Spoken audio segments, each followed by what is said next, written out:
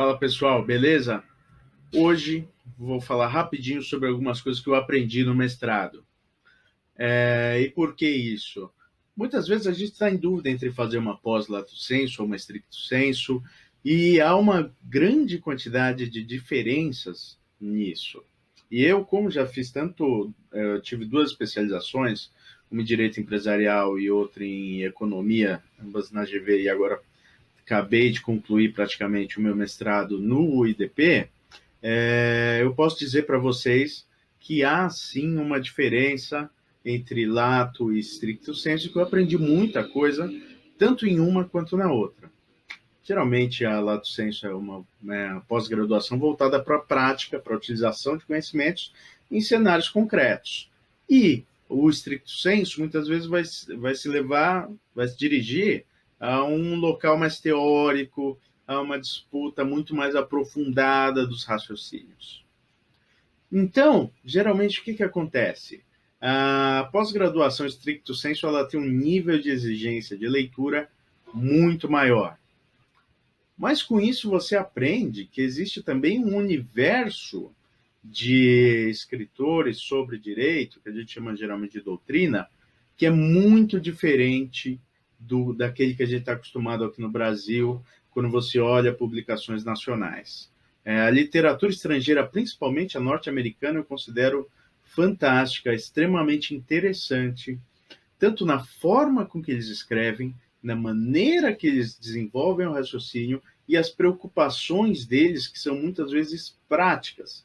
Ou seja, muitas vezes eles têm um argumento ou utilitarista ou pragmático, e não só axiológico, como a gente vê geralmente aqui no Brasil.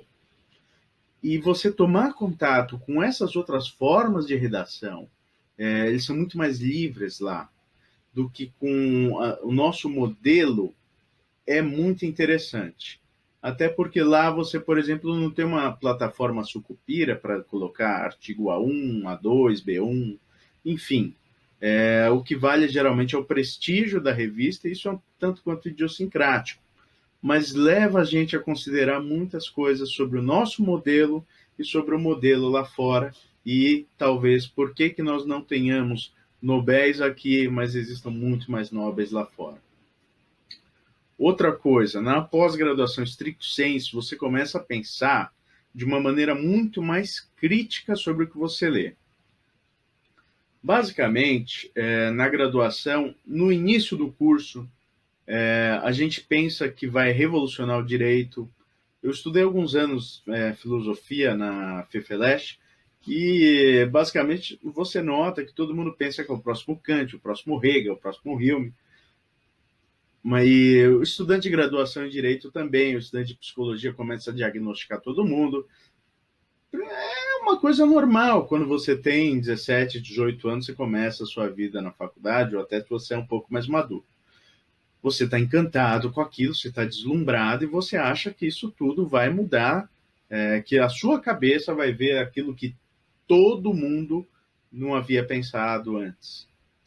E quando você começa a ser mais crítico com o que você lê, e você começa a ler de maneira contínua, você vai descobrir, muitas pessoas já pensaram alguma coisa que você teve como ideia e que você considerou brilhante. E que existem refutações muito boas àquilo que você pensou. Ou seja, você provavelmente vai ser mais um que defende uma corrente e não uma pessoa que vai ter revolucionado tudo. Estatisticamente é muito difícil, mesmo com a quantidade de estudantes que saem todos os anos na minha área no direito, que saia dali um Einstein por faculdade, pelo menos. É muito difícil. Tanto que a gente lê Aristóteles até hoje. Além disso, você aprende a estudar, principalmente quando está fazendo sua dissertação, sobre um ponto, uma coisa muitas vezes até pequena, e você estuda esse ponto. No final, quando você está fazendo sua defesa, você já não aguenta mais ouvir falar sobre aquele assunto. Porque você estudou de cabo a rabo, numa boa dissertação, né? Aquele tema, e todas as discussões que existem a respeito dele. O problema é que, além disso, você descobre que mesmo quando você pega um tema simples, ele possui muito mais peculiaridades do que pode aparentar à primeira vista. Quanto mais você lê, mais você descobre que você não sabe. E quanto mais você descobre que você não sabe, você vai descobrindo que existe uma literatura muito vasta e que provavelmente você não vai ter nem tempo de conseguir pesquisar tudo isso, trabalhando ou não. E aí você começa a tomar uma dimensão da sua pequenez no mundo, da humildade que você tem que ter quando você pensa e também de respeitar as outras pessoas. Todo mundo se equivoca em algum momento na academia, todo mundo se equivoca durante a sua pesquisa e existe muita coisa para ser estudada. E mesmo assim você vai conseguir estar de saco cheio dessa matéria. Eu acho que é extremamente relevante você já saber disso. Então, escolha, quando você for ter um tema para sua dissertação, para sua tese, alguma coisa que você goste de ler, porque no final você vai odiar. Outra coisa, você descobre que há uma geração, principalmente mais recente, de pesquisadores no Brasil, que tem produzido artigos excelentes, tanto aqui quanto lá fora. A gente tem uma imagem de que o Brasil não produz tantas pessoas com relevância intelectual. Isso, na verdade, é muito equivocado. Se você ficar só naquele mundinho manualístico, você não vai ter ciência de pesquisas de ponta sendo realizadas lá no exterior que não influenciam geralmente nesse debate de graduação, que é o que geralmente nós temos acesso aqui no começo da nossa pesquisa. E aí você vai começar a olhar e vai perceber que brasileiros têm escrito trabalhos excelentes, excelentes. Muitas pessoas com formação lá fora, em Harvard, Yale, Berkeley, principalmente na minha área, análise econômica do direito. Hoje em dia tem um professor brasileiro, Bruno Salama, dando aula lá em Berkeley. Então você consegue perceber que há, sim, mesmo para pessoas com formação jurídica no Brasil, a possibilidade de participar de um debate muito mais amplo, seja na common law, na civil law, e produzir debates que as pessoas tenham interesse de ler.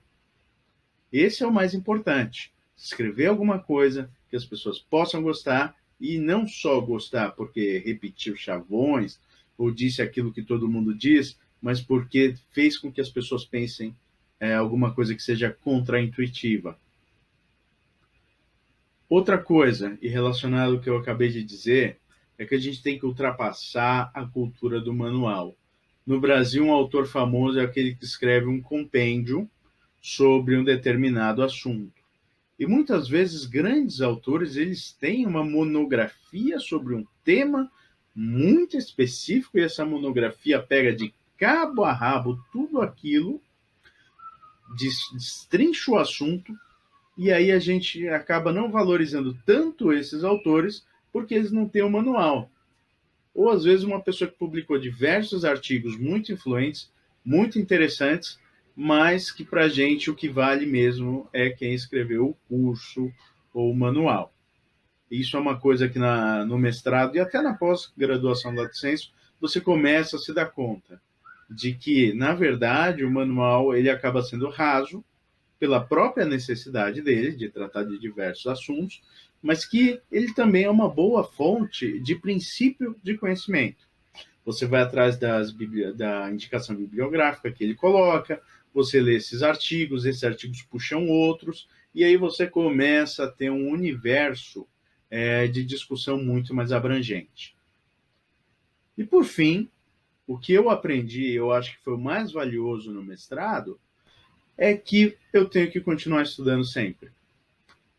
Tem um efeito que o pessoal chama de Dunning-Kruger, que é basicamente que você começa se achando o máximo quando você sabe pouco, você vai descendo à medida que você conhece, e depois você começa a recuperar um pouco dessa sua autoestima, dessa noção de que você já sabe alguma coisa sobre aquilo que você pesquisa. E é importante sempre perceber que nós não temos o conhecimento total da matéria, por mais que você tenha estudado, não importa o seu cargo, a sua atribuição, as suas funções. Todo dia a gente pode aprender alguma coisa nova.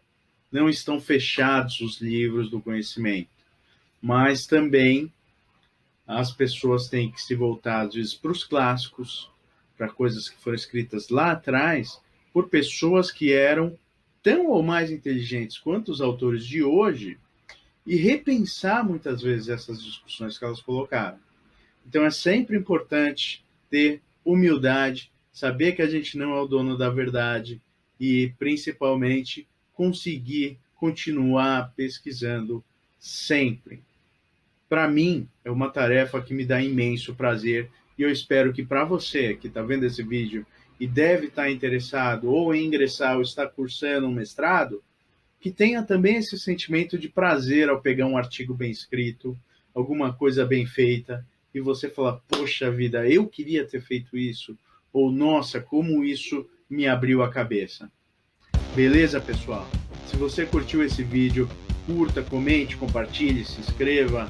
Esse aqui é um canal voltado a discussões do debate acadêmico, sobre questões da advocacia, sobre questões também da política. Então, sempre mande suas sugestões, critique, se manifeste. Tudo bem? Eu vou ler com muito gosto, na medida do possível eu vou tentar te responder e assim a gente vai indo cada dia mais longe, cada dia melhor. Obrigado, gente.